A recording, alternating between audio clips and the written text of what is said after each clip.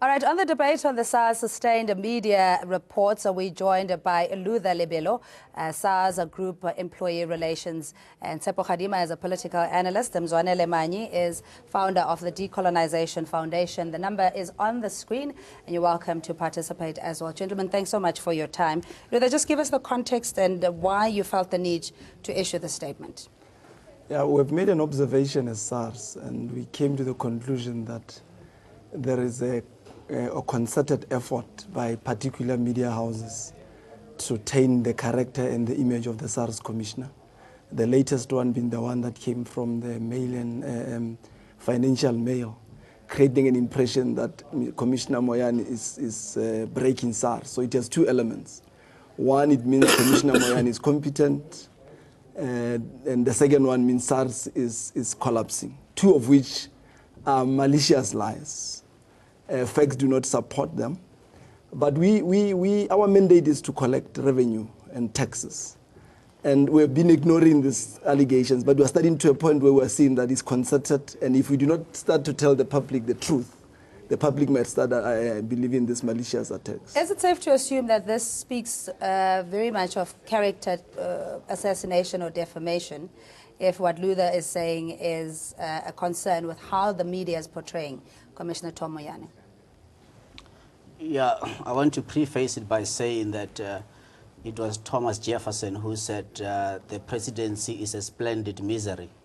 And I believe that it is an apt description of what it means to be a black executive in South Africa heading any of the strategic state organs and state-owned companies.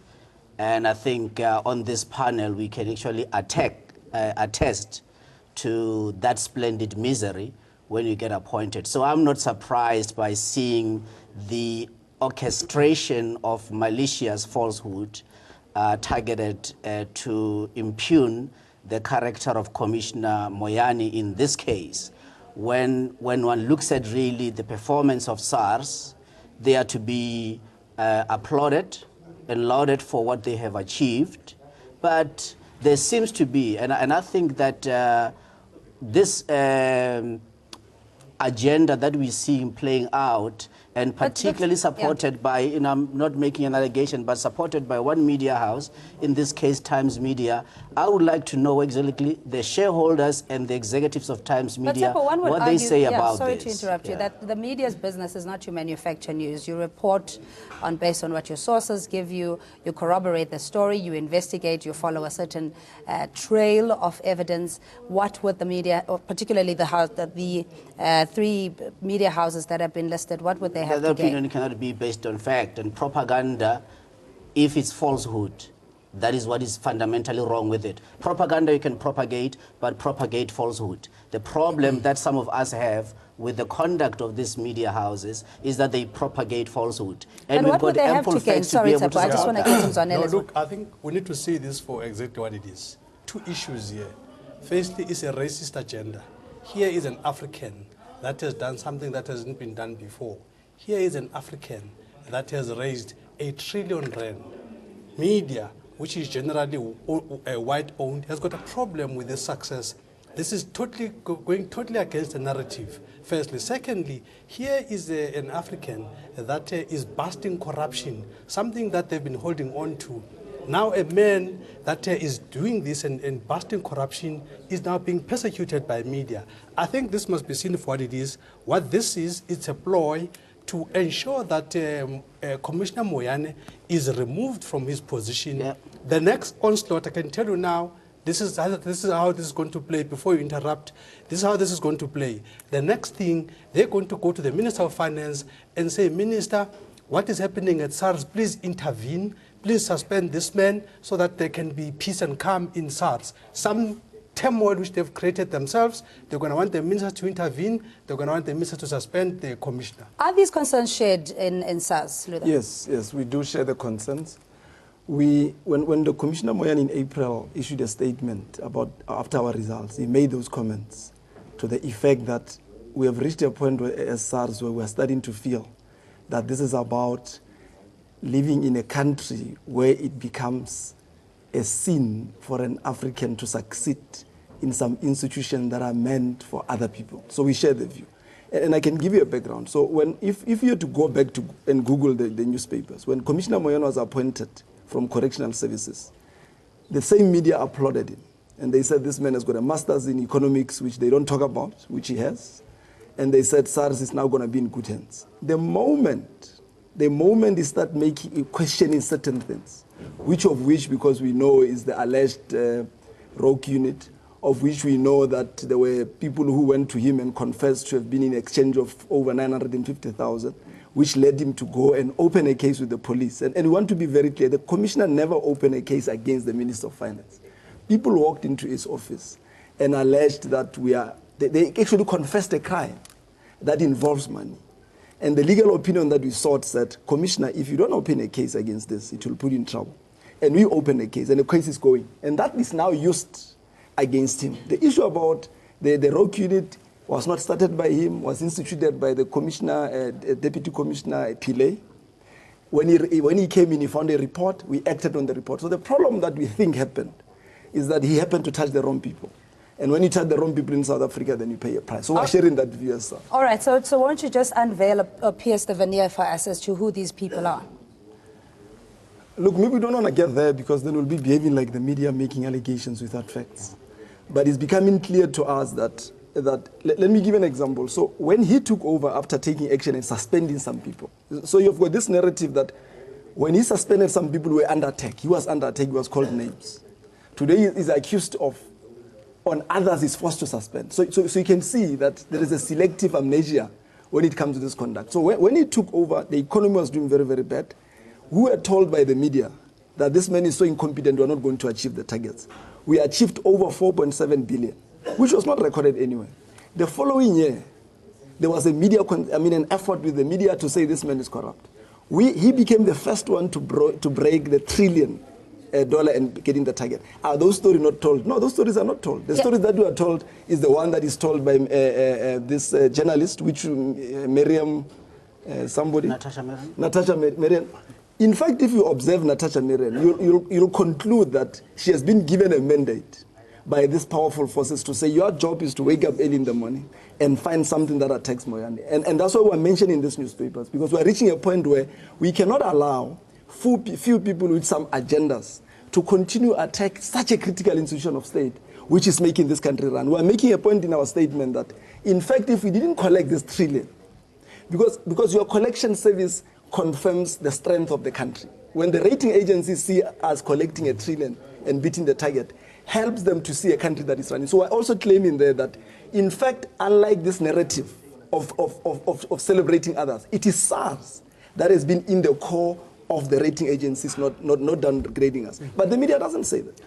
Is this a flip side, sorry, Tepa, just a flip side of how Finance Minister Pravin Gordhan is presented in the media and protected business leaders South Africa calling for the intervention of the president to make sure that, a credible institution investigates what's going on at SARS, as opposed to what we see the commissioner being presented as in the media? Yeah, this certainly is treasonous. Credit rating agencies, they work on the basis of income, no more, no less. All these other stories that we are hearing are just nothing but really nonsensical, that political climate, all of that. And when we look at South Africa's sole income as a state, in terms of our economic structure at the moment, is based solely on tax revenue. And it is the basis of that tax revenue which says whether the country's credit rating is stable or will be downgraded. Now, in an environment such as where we are, I would have expected that even for the planned visit to New York to be led by Treasury and other businesses, I would be horrified to find that Commissioner Moyane is not included in that roadshow, because there's nobody else in this country who is empowered through legislation to collect taxes, and there's no better person with the correct view as to what our income flows are going to look like from taxes. But this whole concerted effort of painting him as somebody who is incompetent, somebody who is corrupt, is not just downright dangerous. In fact, is going to plunge this country into an abyss, and I do not say that very lightly.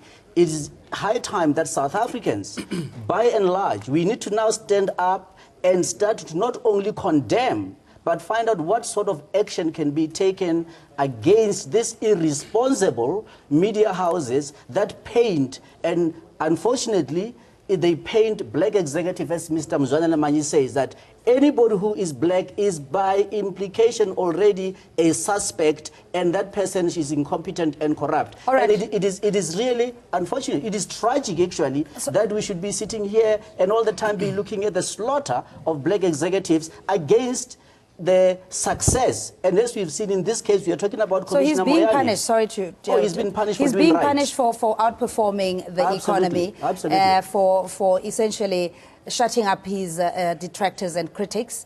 But I just want to come back to, especially when it comes to the economy. We've been told, especially Treasury, as they're the custodian of our economy, and therefore, if anything happens there, the country goes belly up. But this is a clear indication that Tom Moyane is doing even a better job, if you will. Is he being indeed. punished for that? This is why I think it's disappointing that, sorry, as we speak right now, there is no statement from National Treasury to call this media to order. Oh, yes. Because indeed there is some collaboration between National Treasury and media. Media listens to National Treasury. The fact that National Treasury has not issued a statement to rebuke this media has a lot to be, has a lot to be desired. It's really very disappointing. The SARS, has already been pointed out, answers one of the two questions that rating agencies look for. They look for only two questions: ability to pay and affordability. Ability and willingness to pay. This is our ability to pay. Now, if media is playing with this, actually this media is showing how their disdain for the country. Oh, yes. This media is actually actively trying to get South Africa downgraded. I really think media should really be ashamed of itself. All right, now Luther, earlier on you did touch on the commissioner being targeted because of the rogue unit or the covert unit, and that he essentially found this process pretty much in the middle, if you will, and continued with it. Do you think he's being targeted still for the so-called rogue unit? Yes, no, he has been targeted. So let's give an example. So when he joined SARS in 2014 in September. And then the investigation on the rogue unit was busy before he joined. When he got there in September, he received the report around September, October. He looked at the report. The report is implicating very senior people in the organization. We went through a process, legal opinions, and he decided to suspend. And he was attacked for that, badly attacked. You've got people who come and confess that you've been involved into something that is crime. You go and you report it to the police, you do all this, and you get attacked.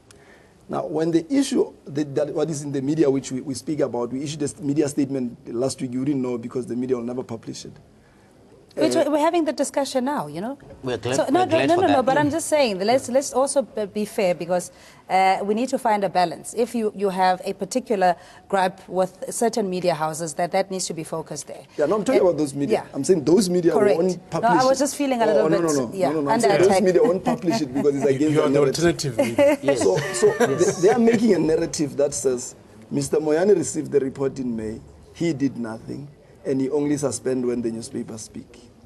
But the same people forget that they attacked Commissioner Moyane after receiving a report in September of the previous people and only suspending them somewhere in November down. That was not celebrated. So they never said, oh, you did a good job. But now they are taking him. Every time when this thing of the rogue unit comes, Commissioner Moyane is positioned as a person who went out, opened started a page, created this investigation. The same media, by the way, the same Natasha Miriam, knows that investigation was not started by Commissioner Moyane. So the second one that Commissioner Moyane get attacked for, which is in the statement, is the operating model. So Commissioner Moyane comes in there, Before he arrived, the previous commissioner, acting commissioner, Commissioner Pillay, went to Parliament and said to Parliament, in 2014, 2015, we were going to look into the operating model of SARS to see whether it is fitting and make changes. When Commissioner Moyane came, he just took that report and instituted what has already been started by them. But now today, they are saying, no, he came in, sustaining this narrative. He came in, started this operating model to patch particular people. SARS is losing skill because particular people are leaving. Who are these particular people? When Mr. Makoko is suspended, there's no issue about skill. It becomes skill when it's some people. So we are very clear that he's attacked for taking action on a very serious allegation, which he had to take, because if he doesn't take, he's going to go to jail. The legal opinion says that. The second one, he's attacked by changing the process. Let me give you an example. In the statement, we are saying, after changing the operating model, in 6 months, that operating model gave this fiscus 12 billion rand. 12 billion rand in 6 months of that operating model. But if you listen to those 3 newspapers, they'll always say, yeah, the operating model has chased away the skill. And that's why we stood up as SARS and said we cannot continue to keep quiet when the integrity of a man of such integrity, by the way, Mr. Moyane is one man of high integrity. He does his things, is consistent. If you are wrong, you are wrong. If you are right, you are right. But the media sustains this thing. Yeah, you know, and I know you touched on it, that it's a racial attack, lack of transformation, etc., that Commissioner Moyane is not given the benefit of the doubt that other executives in institutions are given. Is it really as simplistic as that? Well, it is purely that.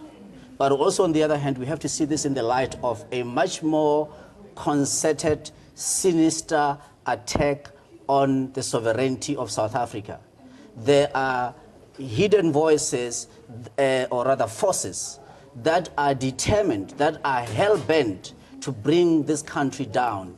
It is a shame that there are some among us in this country that are actually party to that sinister agenda, and which involves bringing down about regime change. So Mr. Moyane must be seen, the attacks on him must be seen in that light, as are all other black executives that have been attacked who are holding key strategic positions. Mr. Brian Molefe, for example, is being brought under unprecedented attack. Just before we came on the show, you were talking to Councillor Leanne Williams, who also was articulating another attack on another head of a state-owned company. But all of this must be seen for what they truly are, that there is this agenda to bring this country down. There is this agenda to create a condition whereby not only do we get downgraded, not only do we put in a condition where we default on our sovereign debt, but that economically we have a meltdown, that there be an uprising. And God forbid we should sit as citizens and not do what is duty-bound of us to do. That is to ensure that we stand for what is right. An attack on people like Mr. Moyane must come to a halt, and is incumbent upon all South Africans to make sure that they stand firm on these grounds. Yeah. By the way, you know, this, this cannot be seen in isolation. This must also be seen in the context of the discussions around FICA.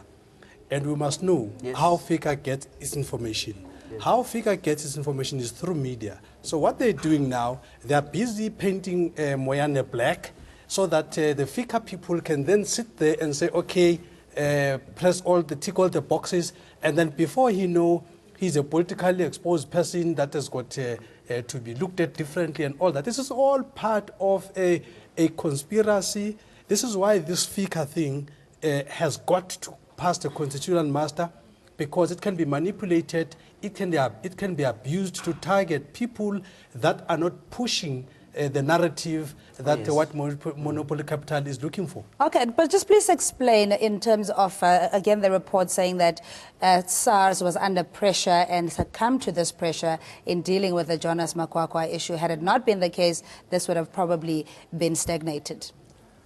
You know, if Commissioner Moyane was to receive reports, and on the strength of what he receives from Mr. Manyi or from you, act and suspend people, will have no one. When you receive a report, and this is, by the way, I'm talking about the process that we followed in 2014, and I'm making this relationship deliberately. When we suspended Mr. Ivan Pillay and Mr. Johan Lochenberg, we followed the same process.